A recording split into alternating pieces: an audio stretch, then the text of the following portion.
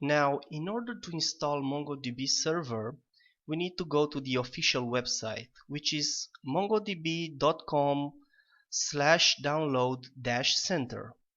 I just give it a simple Google search, Mongo and download, hit enter, and the second one that appeared is this one.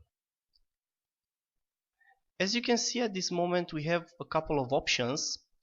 We can choose to install either community server or enterprise server. If you are choosing enterprise server, here on the right side you can see the version, which is 3.6.3. is the same version that I have installed at this moment and which I build the website. And right underneath you have a drop down list with a couple of options depending on your operating system. If you are working with Windows, you have just one, the last one. Select it, then hit download. Before hitting download, I have to mention that for any reason that you encounter another version at the moment that you are starting to build a website and 3.6.3 is no longer available, just choose to download the last one.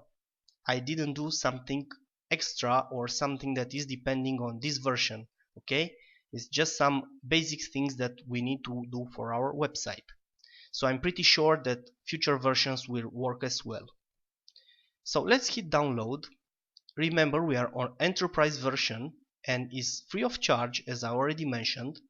Here you have a couple of boxes with some basic information about yourself, and after that hit submit and download should start automatically.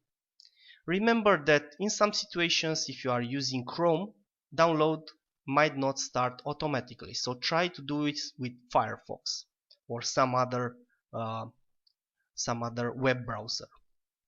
If for any reason you choose not to download the enterprise server, you can go as well for community server. As you can see here, you have three options depending on your operating system, and then hit download.